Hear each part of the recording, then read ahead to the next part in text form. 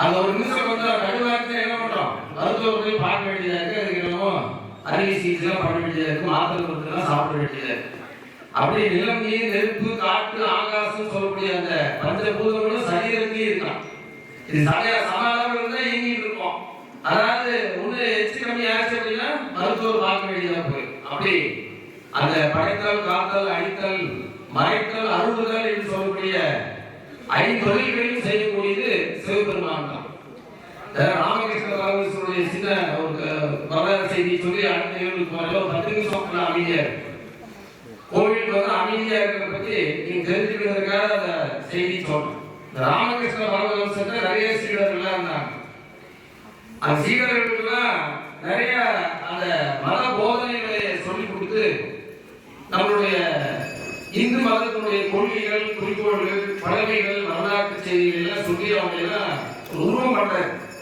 ராமகிருஷ்ண பரமஹம்சர் ஒரு சிறந்த துறவி, ஈர துறவி. அப்படி எல்லா கலைகளையும் கற்றுக் கொடுத்தோடனே ஒரு சீடர் கேட்கிறாரா, எல்லாமே சொல்லி கொடுத்துட்டீங்க, ஆனா இருந்தாலும் மனசு வந்து ஒரு அமைதி ஆக மாட்டேங்குது, ஒரு பக்குவம் ஆக மாட்டேங்குது, எதையோ நம்ம சிந்திச்சுட்டே இருக்க வேண்டியது, பேசிட்டே இருக்க வேண்டியதா இருக்கு அப்படின்னு சொல்றாரா. குருவா இருக்கக்கூடிய ராமகிருஷ்ணன் சொல்றாரு, கொஞ்சம் அமைதியா இருக்க, வளவளவா பேசிட்டே இருக்காரு, கொஞ்சம் அமைதியா இரு அப்படிங்கிறாரா. அப்படி அந்த சிஷ்யர் கேட்கிறான், என்னால இருக்க முடியல, என்ன பண்றதுன்னு தெரியல சாமி, அதுக்கு ஒரு வழி சொல்லுது. அப்புறம் குருவா இருக்கக்கூடிய ராமகிருஷ்ணன் சொல்றாரு, அவசியம் சொல்றவங்க காலம் வரும்போது சொல்றாரு, நாட்கள் வந்துட்டே போகுது, இவரு போய் கேட்கிறாரு, மனசு பக்குவம் ஆக மாட்டேங்குது, என்ன பண்றது, எல்லா விஷயமே தெரிஞ்சிடும், மனசு பக்குவம் ஆக மாட்டேங்குது, என்ன செய்யறது. 2-3 முறை கேட்டாரு, திரும்ப சொல்றாரு, அவசரப்படாது, மறுபடியும் இதே மாதிரி வளவளன்னு பேசாது அப்படிங்கிறாரு. அவர் ஒரு நாள் உட்கார்ந்து தியானம் பண்ணிட்டு இருந்தாரா இந்த சீடரு, கூப்பிட்டாராம் திடீர்னு ராமகிருஷ்ண பரமஹம்சர், பாப்பா நீ இந்த பக்குவம் ஆக மாட்டேங்குன்னு சொல்றீங்கள, அவங்க ஒரு விளக்கம் கொடுக்குறவா அப்படின்னு கூட்டிட்டு போறாரு.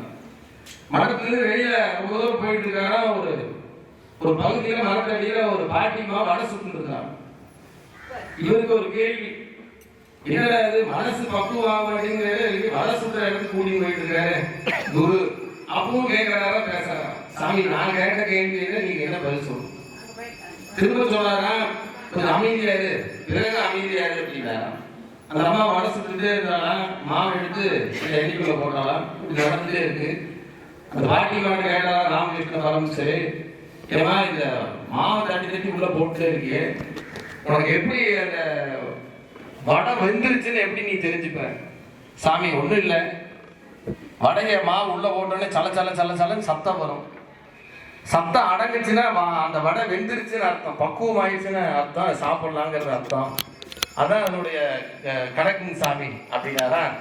இந்த சீடரை கூப்பிட்டு காமிச்சாராம், இதுதான் உனக்கு நான் சொல்ல வேண்டிய பதில், அமைதியா இருக்குன்னு, எங்க போனாலும் என்ன நடக்குது என்ன ஏதுன்னு பார்க்கணும், வளன்னு பேசிட்டு இருக்க கூடாதுன்னு.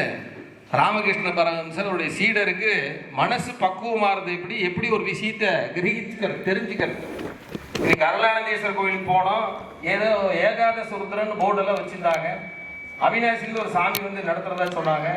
அப்புறம் அந்த கோவிலில் பூஜை பண்ற நித்திய பூஜை பண்ற ஆச்சாரிய சாமிகள் இருந்தாங்க, நிறைய சாமிகளாம் வந்திருந்தாங்க. ஒருத்தர் வடக்க போனார், ஒருத்தர் தெக்க போனார், ஒருத்தர் மேற்க போனார், என்னமோ பூஜை பண்ணிட்டு இருந்தாங்கன்னு சொன்னா எப்படி இருக்கும், நல்லா இருக்குமா. போனா சாமி இந்த மாதிரி